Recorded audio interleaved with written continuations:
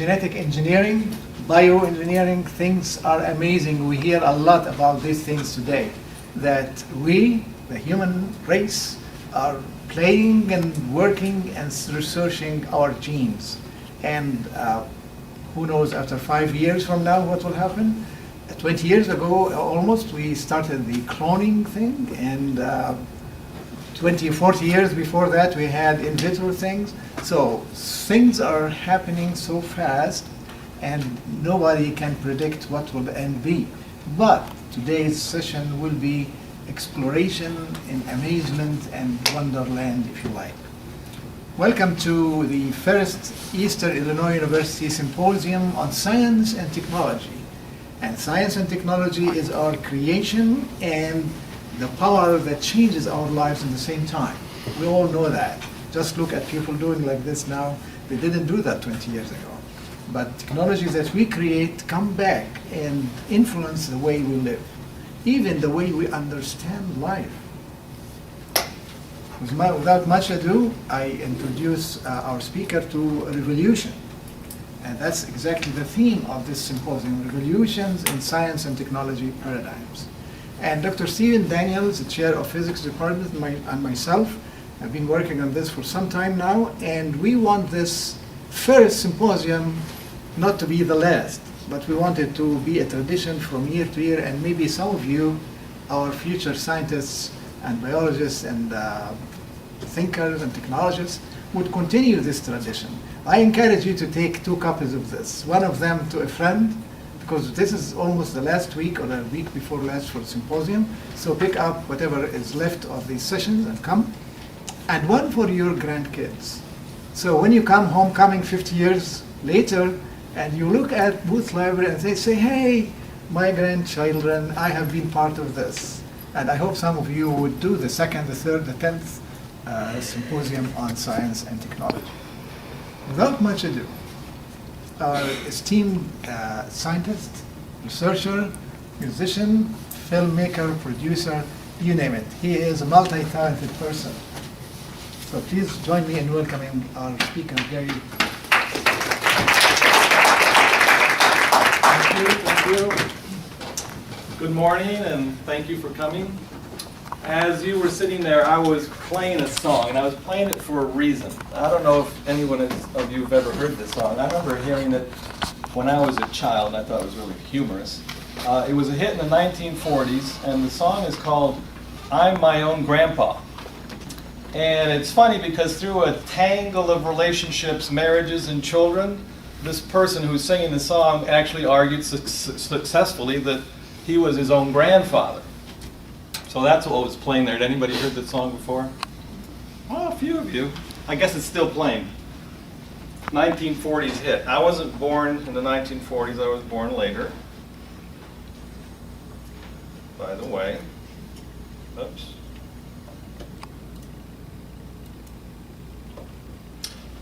Okay, so I think these are appropriate questions. Who am I?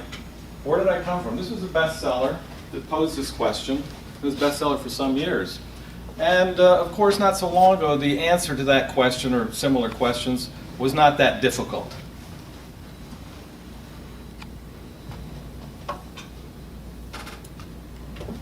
You could say, at least biologically speaking, you could say, well, you know, I'm the product of my 2 parents. One is a woman and the other one's a man, and they're my biological parents. I'm their offspring, and that was that.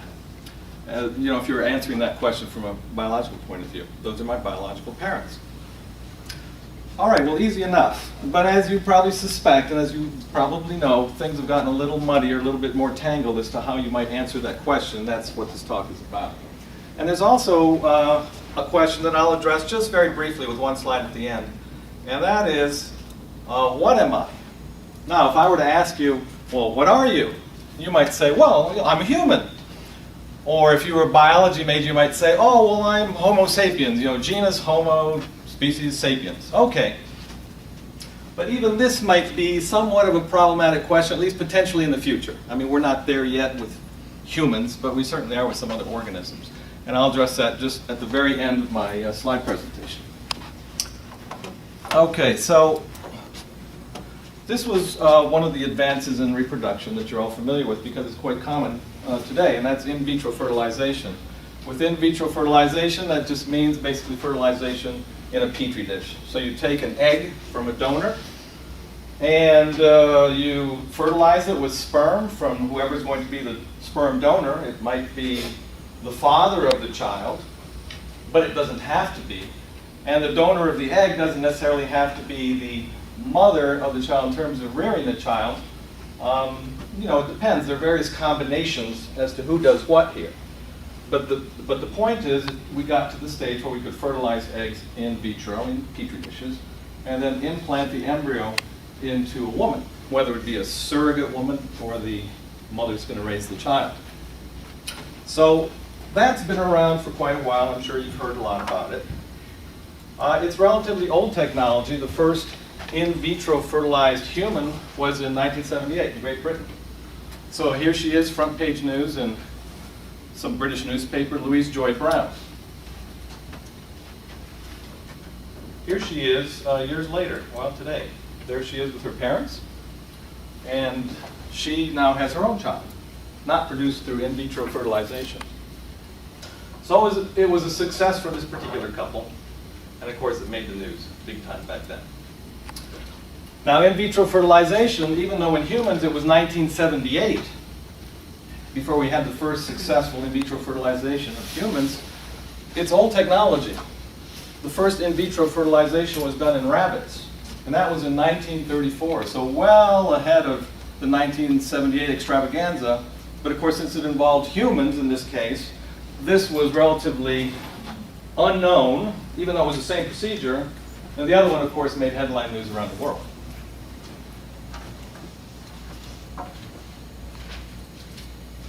Now, so where are we going? That's old technology. Done a lot around the world. Where are we going, or where do people fear we're going? Well, the clones. You know, the clones are coming, right? Or you hear talk about the clones are coming. So I put this word in there. The clones are coming. Sounds scary, right? Here's some clones from, I think, Star Wars. I think these are banana clones right here, and there's some calves. So the clones are coming, but there's also this issue, and I don't know if you've heard of this as much, but the issue of virgin births.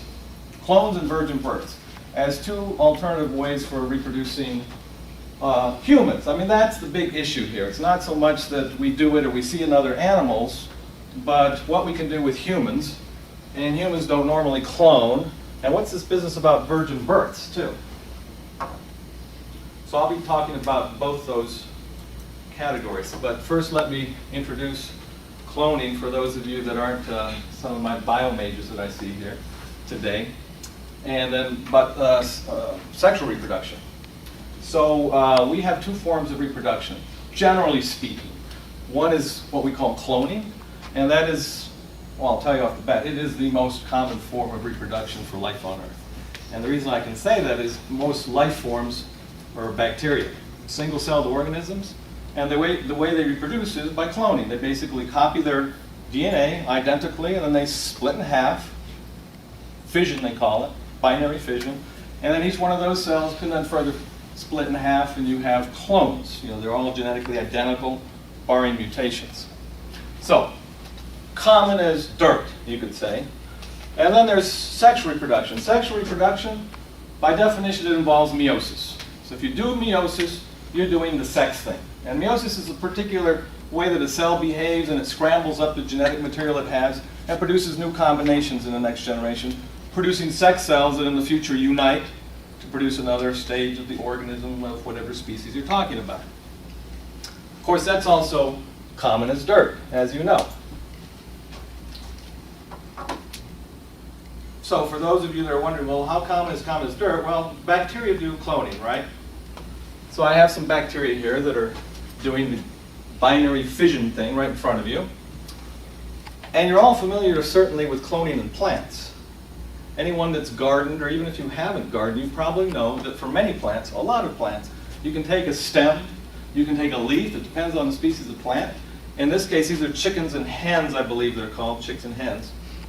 And you can take a little cluster of the leaves and stick it on some moist soil, and it'll develop roots and turn into another separate, independent plant.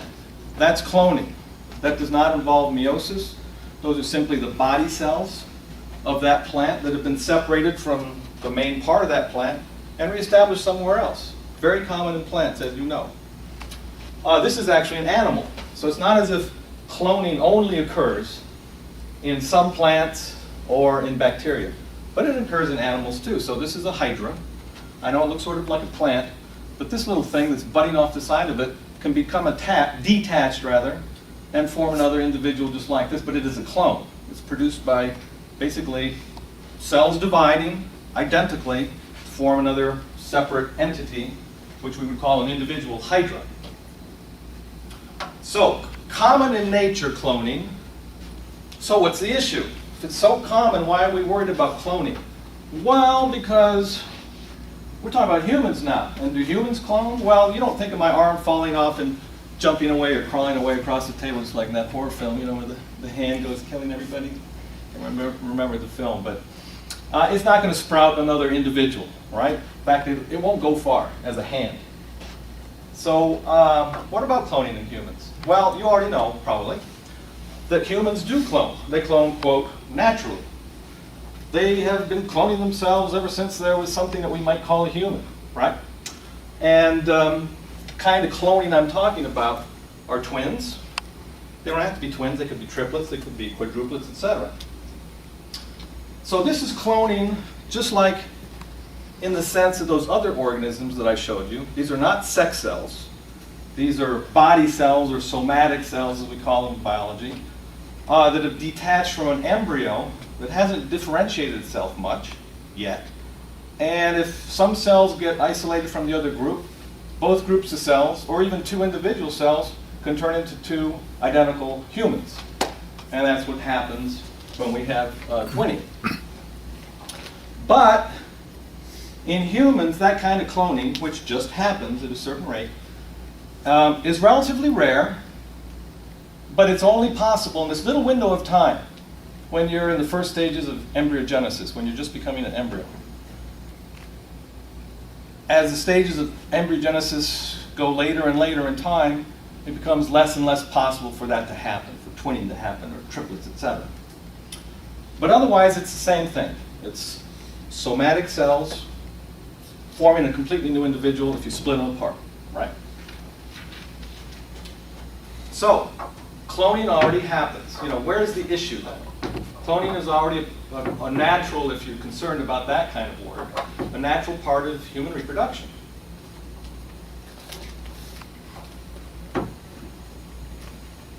It's also old technology. To clone animals even, and I have two animals up here.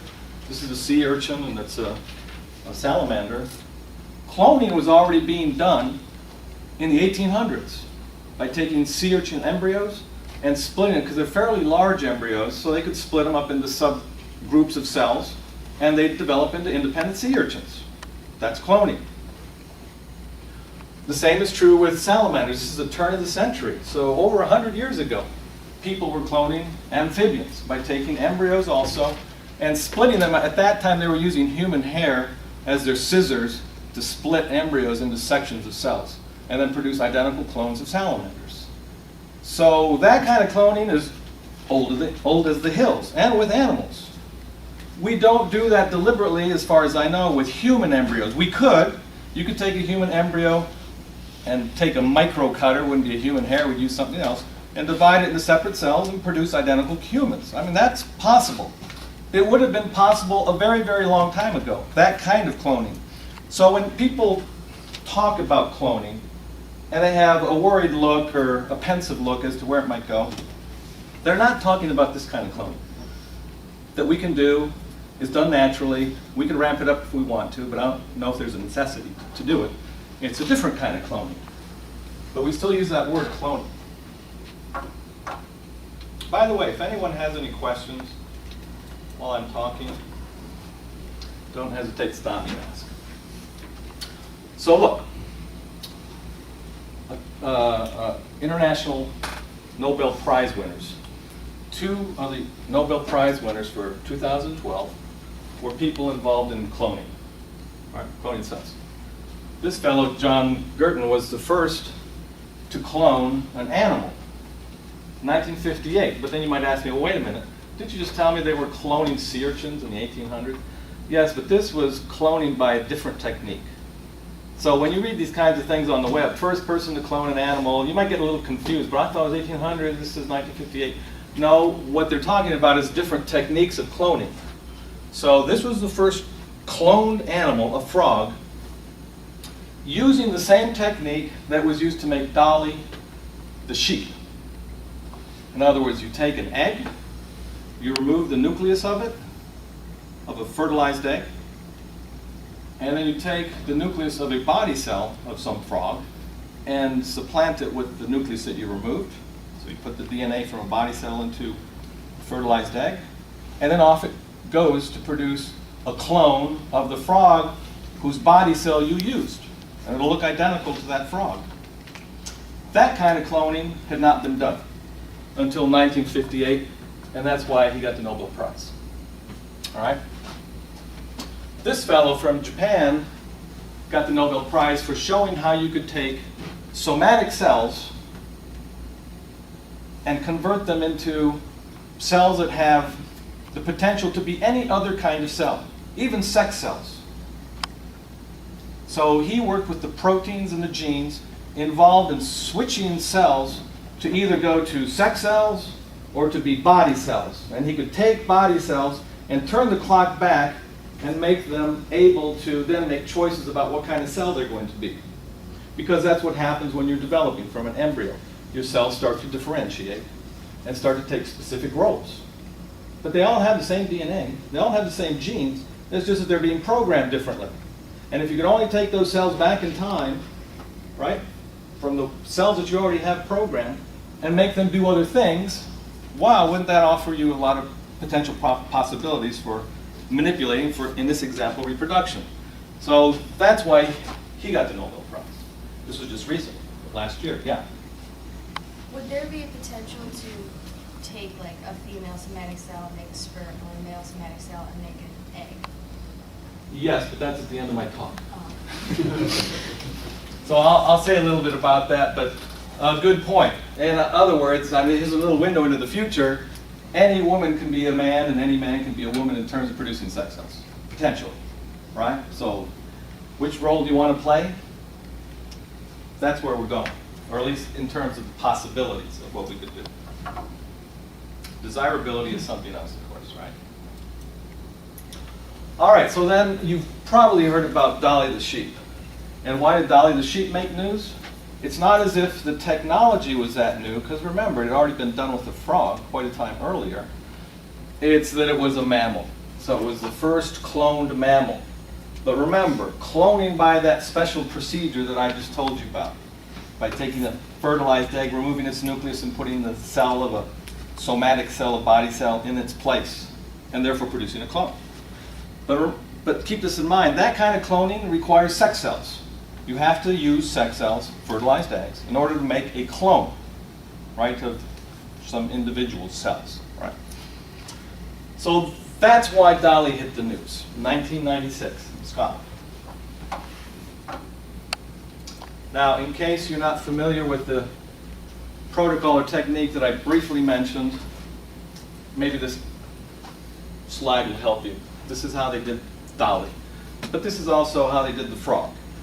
So they took one kind of sheep, Scottish black-faced sheep, and they used that as the egg donor.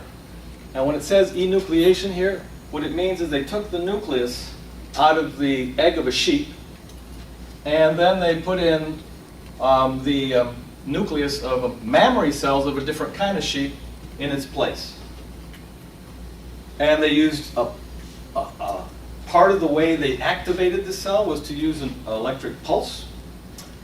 It's not as easy as it sounds, though, here. They did almost 300 tries. In other words, they killed 300 of these kinds of eggs before they were successful with one. It was almost 300.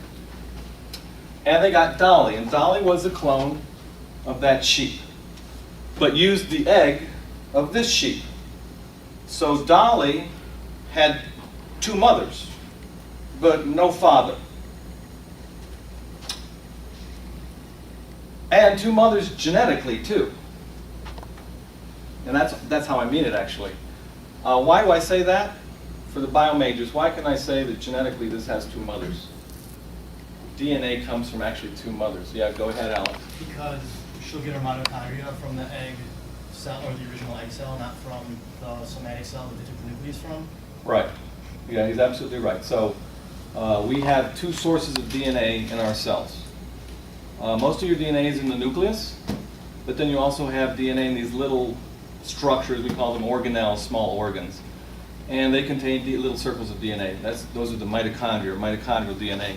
So the mitochondrial DNA came from this sheep. This egg was floating with mitochondria, actually over 1,000. But the nucleus, which has most of the DNA, came from this other sheep. So you could say, genetically speaking, this sheep had two mothers. And obviously, two mothers were involved in other ways too. The egg, even if it didn't have DNA in it, also came from another sheep. Now, it doesn't have to be a female over here. This could be a male sheep donating nuclear DNA, male sheep. And you put it into this egg, and then you'd get a clone of the male sheep. It'd be a male offspring, right? So it doesn't have to be another female. Oh, okay. So then there was Cumulina, the cute little cloned mouse, which I guess is getting a little favor. It looks like some, I don't know, that doesn't look like cheese practically. Some little treat, might stop. This was in 1997. So what's different about this? Why was this a big deal? It used the same technique, by the way, nucleus replacement, but it used a different set of cells. So the cells that they used to make Cumulina are what are called cumulus cells, like cumulus clouds. Cumulus cells that surround developing eggs in mammals. They're like helper cells for a developing egg. And they took the nucleus of cumulus cells and put them into enucleated eggs. And the difference was, when they used cumulus cells, they had a higher success rate. It was 50 to 1. They killed 50 to get one that worked. With Dali, they killed about almost 300 to get one to work. So they had a higher success rate. That was the only difference. You know, people trying to hone the technique to have higher success rates.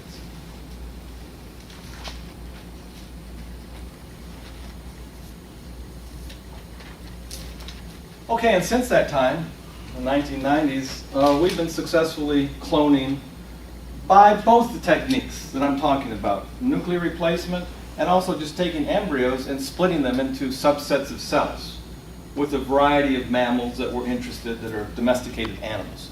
So now that's relatively old technology. Splitting embryos is very old, but nuclear replacement is becoming fairly commonplace with certain animals, breeding certain kinds of animals. Well, so how about cloning a human? There's the issue that would interest us the most, and maybe be the most problematic.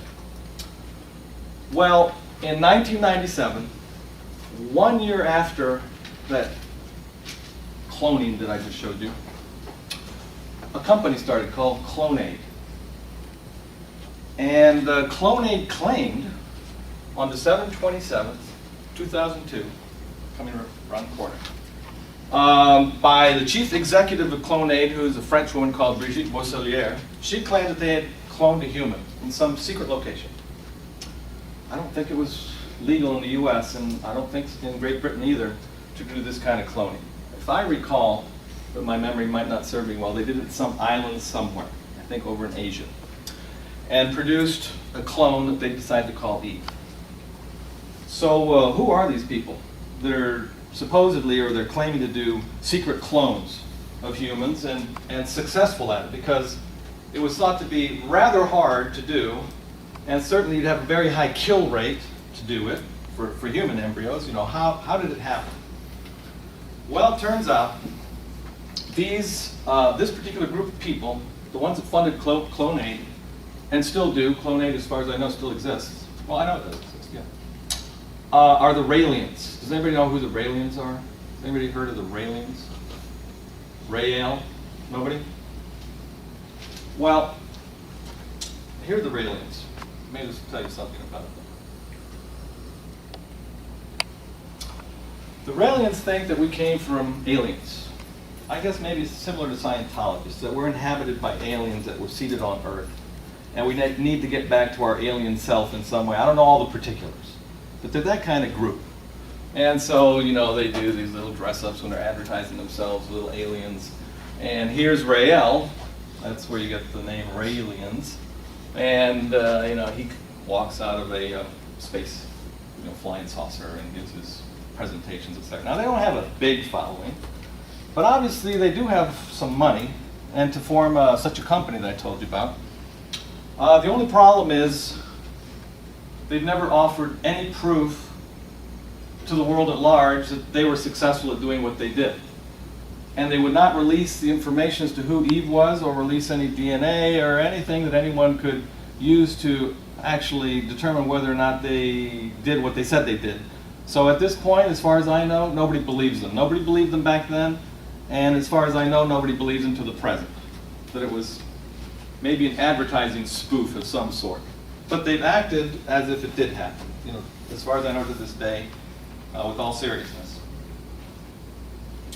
All right, so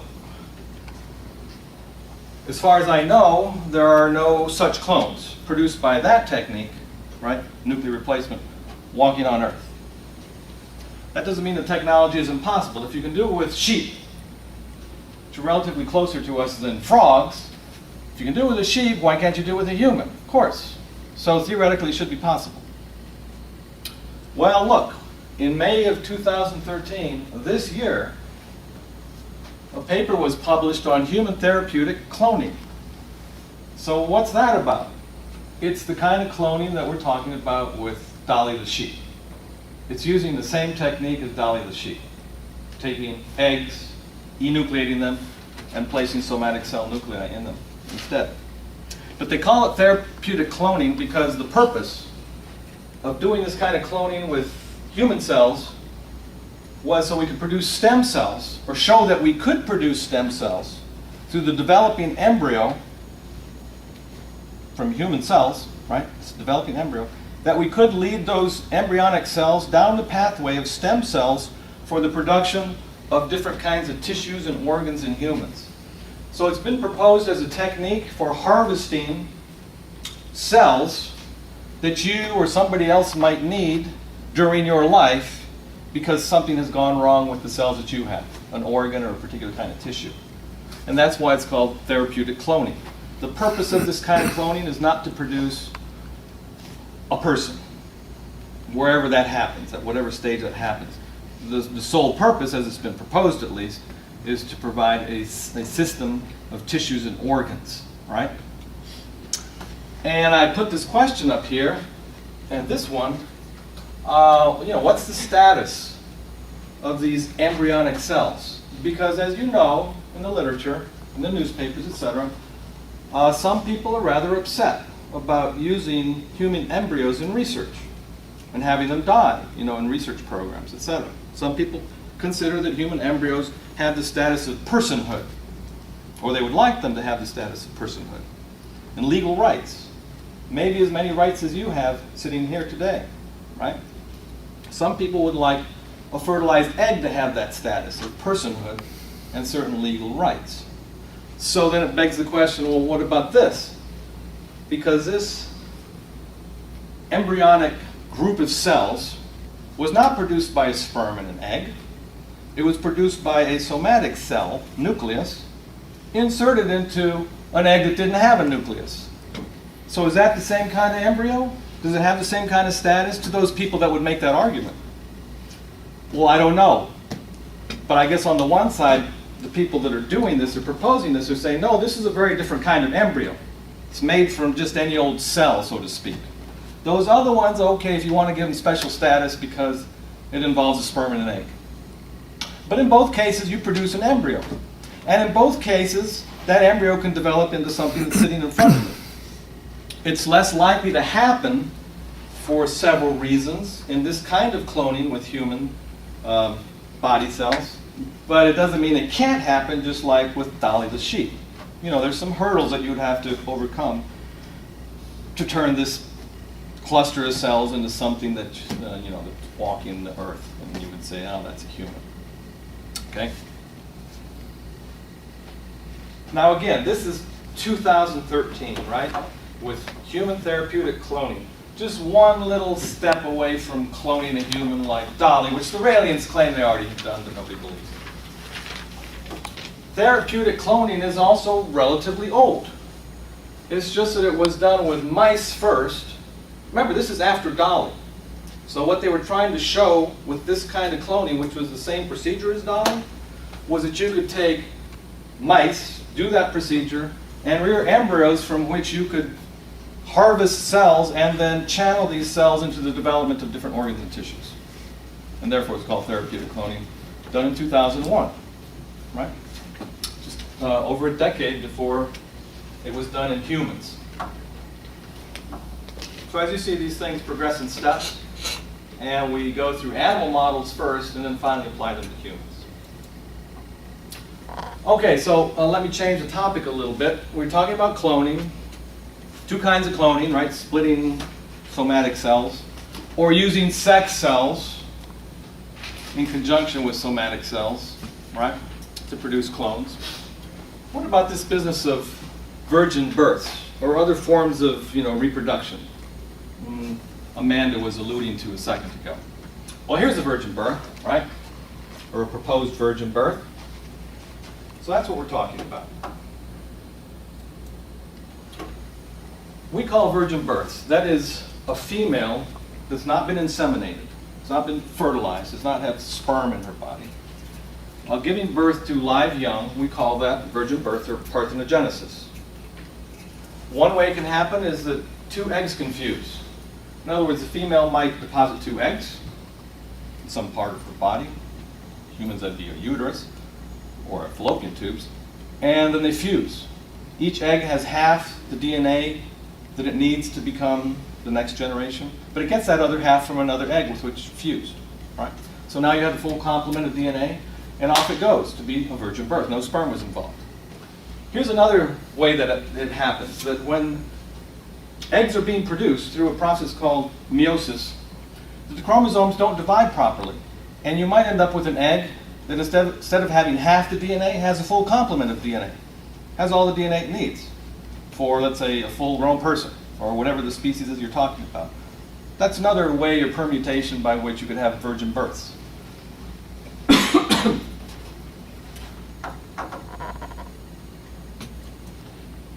So, are virgin births common? I showed you that cloning was common in the world of life and even animals.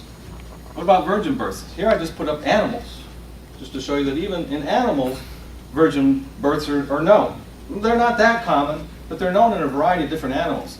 So for example, this is a whiptail lizard from the southwest. There are 6 species that only reproduce parthenogenically by virgin births.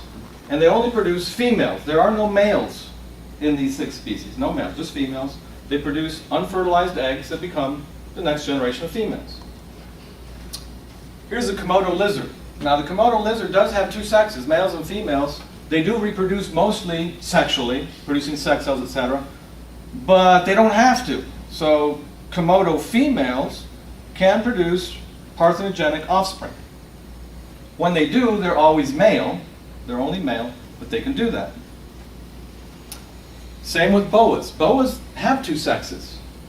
But if you're a female and you're not successful at interacting with a male for whatever reasons, there's always the fallback position of parthenogenesis, producing baby snakes without having sperm from a male.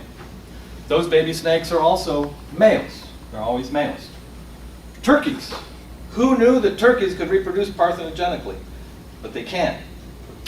And in all 3 of these cases, the offspring are always male when they reproduce parthenogenically. Now here's another animal. This is a bee. This is called the Cape bee. It looks like a honeybee, but it's a different species. And the workers who have never mated with a male, they have functioning ovaries, so they can lay eggs. But remember, they've never mated with a male.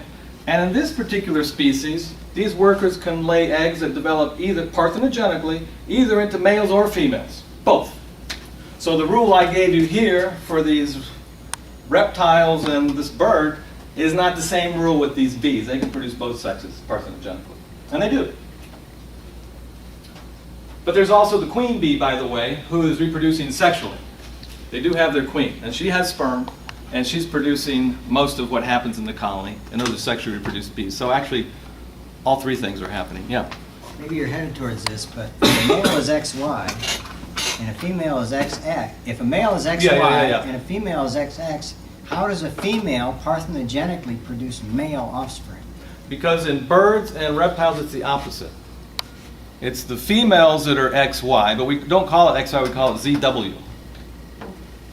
And so when they produce offspring parthenogenically, they're going to be ZZs or WWs. And WWs don't live, only ZZs do. WW is a combination, doesn't survive.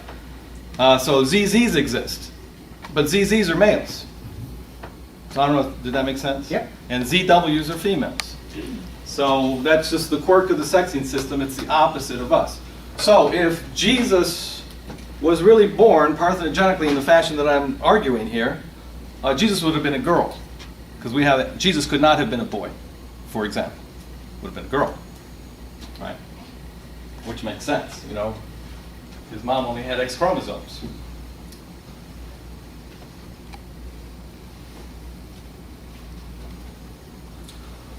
All right, so this was in the news. I don't know if you caught it, but a parthenogenic mammal had been born.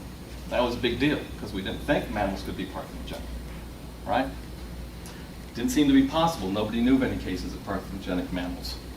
But yet Archie was born. So Archie's a cute little anteater, and the history of his birth is his mother had been mated to a male anteater quite a long time in the past because she'd already had a birth by that male anteater. Once they were mated, they were separated. She got pregnant. She had the birth of not Archie, but Archie's brother or sister. And then the months passed, and suddenly she got pregnant again. But she had not been with the male anteater since her first pregnancy. So then people thought, well, this is a case of parthenogenesis. You know, first case of parthenogenesis in mammals. You know, wow. So that's why it was in the news. What they found, though, since, it was an embryonic diapause. And that refers to the fact that apparently with anteaters, they can fertilize 2 eggs and then sequester one of the fertilized eggs and not have it develop. It's already been fertilized with sperm. And then sometime later, a long time later, suddenly that embryo is released and starts developing. So it wasn't really a parthenogenic anteater. It just appeared to be because we were ignorant about some of the ways that anteaters can reproduce.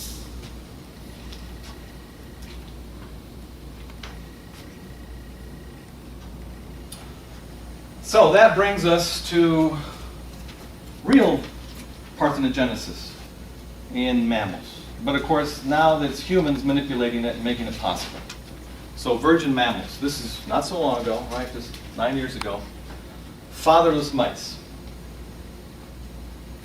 All right, so, you know, that's a different answer to, remember the first questions I posed on my first slide. Who am I? Well, now, in this case, they produce fatherless mice. You don't have a mother. You'd have a different answer, right, for that kind of question. So how are these fatherless mice produced? They were produced by fusing 2 eggs, 2 mouse eggs, into one cell. The nucleus of 2 different mouse eggs into one cell, one nucleus. But to do that was not easy. And this is the reason why we think we don't see parthenogenic mammals. And that is, if a female fuses 2 of her eggs, or only has the DNA from her in this egg that might have the right quantity of DNA, that egg will not develop into an embryo. It'll die. It won't become attached to the female and develop a placenta, umbilical cord, that whole thing. Nothing happens. And why is that? Well, they found out why that is. In mammals, there are genes that come only through the male, in other words, through the sperm, that are genetically imprinted. Now, if you don't know that term, what that means is that, well, I'll give you the specifics with mammals.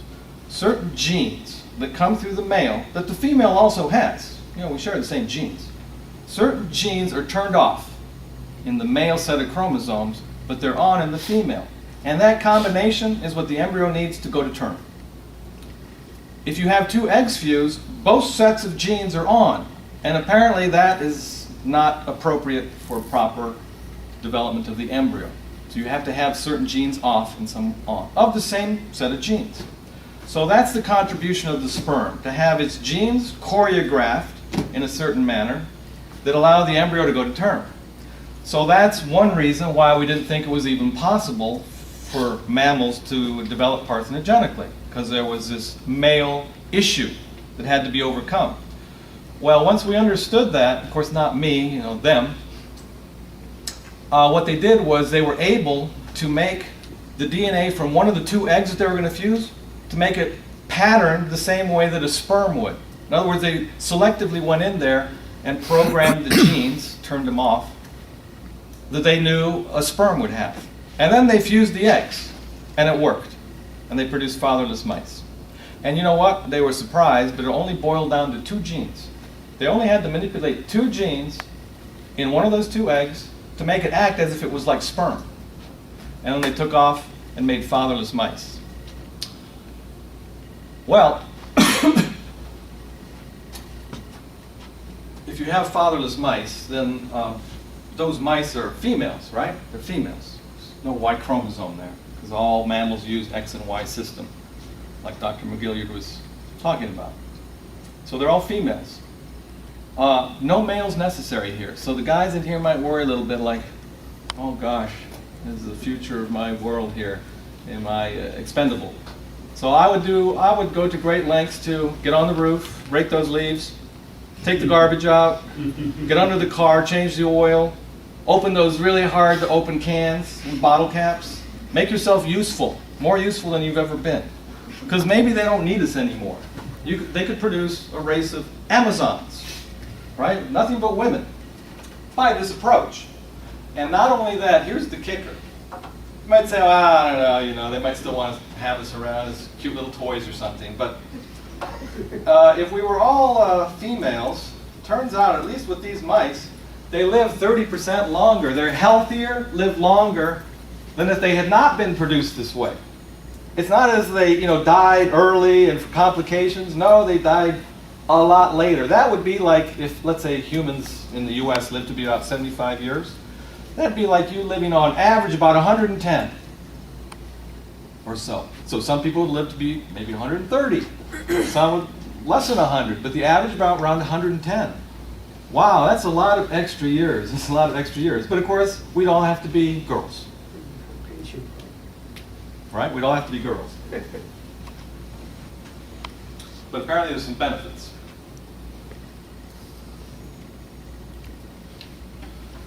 Okay, so can infertile men and women produce children without cloning? Right? You could always clone yourself, right? If cloning was legal, you could say, oh, I want to reproduce, but I don't have any sperm. Let's say you're a guy. I don't have sperm. And I want to reproduce something that has some of me, some of my DNA. Well, I guess I don't have any options. I'll clone myself. Yeah, if that was an option. I don't know any place that clones humans yet, but let's say it's an option. Then you take one of your cells and produce another you. I don't know what you want to call it. Your twin, your son, if it's a guy. But anyway, you produced another thing that looks just like you, for the most part, right? But this is what Amanda was bringing up. What they've been able to do is get embryonic cells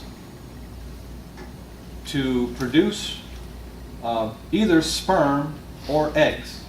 And it doesn't matter whether the embryonic cells that they're producing come from a man or from a woman. They can coax those embryonic cells to make either sperm or eggs, regardless of the source of the original cells. So, how do they do that? Well, remember that therapeutic cloning? Right? The therapeutic cloning?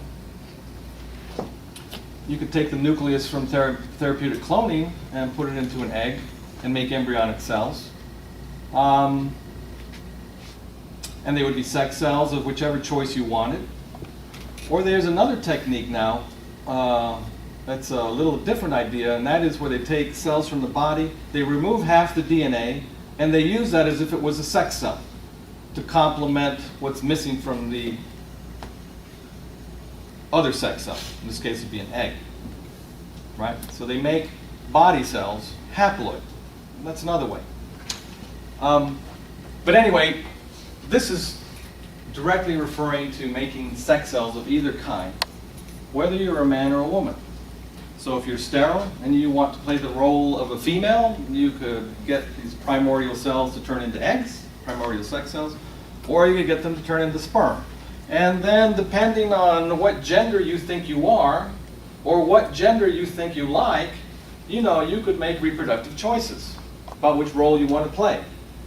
And that again sort of makes another tangle when you're the offspring of these choices as to who exactly are you, right? With all the options that are available or potentially available.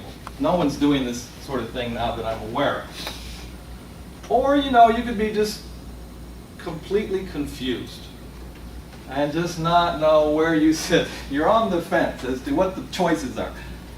I guess you could say one thing, that perhaps in your futures, what'll be different for you than it is for me will be that you will have choices that I didn't have, for good or for bad. And then once you have choices, then you're responsible. You'll have another level of responsibility for making those decisions. If you don't make them, there could be a cost because you could have, and you have to suffer the consequences of either way. If you choose black or white, doesn't matter. But you'll have to make choices. Whereas in my generation, things just happened and it wasn't anybody's fault, just the way things were. So that's also a different kind of world. Now if I can find my mouse. Okay, how about 3 biological parents? Is that possible? Well, it was just done last summer in England. 3 biological parents. Now I don't know if you guys know this. Does anybody watch Three's Company? Three's Company? Yeah, it's an old program, I think from the 70s. Maybe 60s or 70s. They were unmarried, they lived together. People thought, oh, maybe they're doing, you know, it was very clean cut, they were friends. Anyway. And so here's the baby going, oh my God, you know, I've got 3 parents. And I'm talking biological parents. So what is this particular case about? Again, if you were to ask, well, who are your biological parents? Oh, I have 2 moms and a dad, biologically speaking. Well, let's pretend she had mutations in her mitochondria that made it unwise for her to have children because of the kind of mitochondria she had, right? And her mitochondria are okay. And then, of course, he's got sperm and he's okay, all right? So you probably see what's coming then. So we take the nucleus out of one of her eggs, because remember, she's the one that has the mitochondrial problem, and stick that nucleus into one of her eggs. So now you already have 2 mothers. One mother is giving you the nucleus, and the other mother is giving you the mitochondria, and then you fertilize that egg with his sperm, and you have 3 parents. And the first case of that, which was okayed legally, so to speak, was this past summer in Great Britain.